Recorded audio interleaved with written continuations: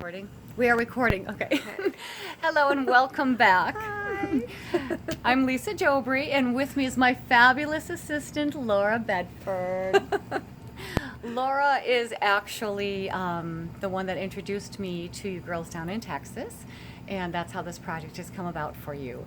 And she's over here today. We're working on another project that may kind of come your way for the second journaling project, if we ever get that far, because this stuff takes time.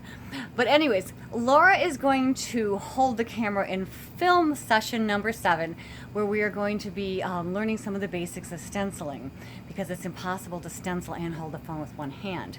So, All right. Let's see. okay. I want to go like, wait. How do you do this? Oh, you can't see me. I can't. I need to flip this. Well, you can see me. You won't be able to see me, but I can see me because we put Okay. this is the extent of like two older people trying to figure out how to do selfies. So the girls over there, who are much younger than us, are laughing currently because we don't know how to shoot a selfie or turn the camera in the right direction. So I am on there. You can just stand there and hold it up in the air like this. Your arms are going to get tired, so you probably are going to need to balance on something, or you're going to get very Figure it out. tired. Okay. You're good? I'm good. Okay, so in our last video, we added the paint to our junk journals. Remember, this was just a very random process, just spreading some paint on. This is our base layer. Remember, I said don't fall in love with your base layer because you're going to be covering it up.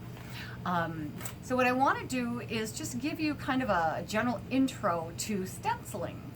Stenciling is probably one of my most favorite things to do my art, and I think I told you that before. But what it does is it provides a flexibility for imagery that you don't have to sit and draw out. And it also allows you to do a lot of layering and doing a lot of texturing.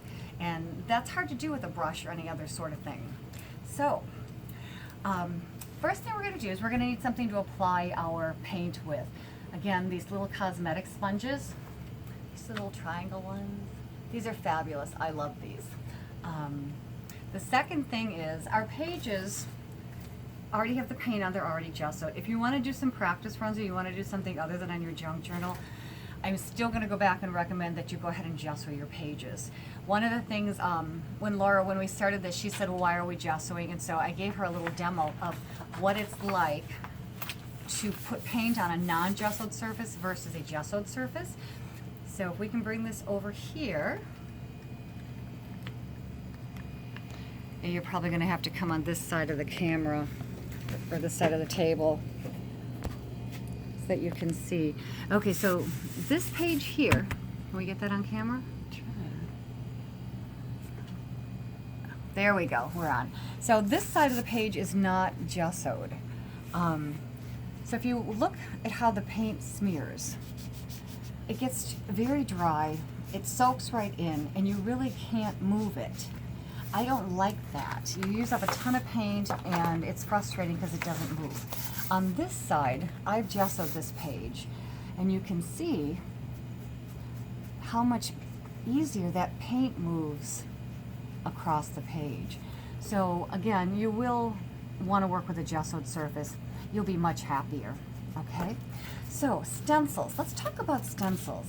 Stencils come in just thousands and thousands of different companies make stencils. I have a pile here, and I'm just going to randomly use some of them. When you look at your stencils, you really don't want to look at them as in terms of pictures. You want to look in terms of a variety of shape.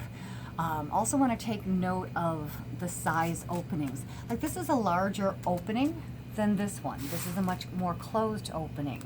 So as we start to do some layering, you're going to want to just kind of get a variety of openings. I guess that's about as basic as you get. Okay, so I'm going to work with these 3 here just for our demo today. So I have a tight, a medium, and a wide. Okay. The second thing we want to do is talk about how much paint you actually want to use. When you stencil, can you come over here to the paint pile? I didn't really believe this was going to be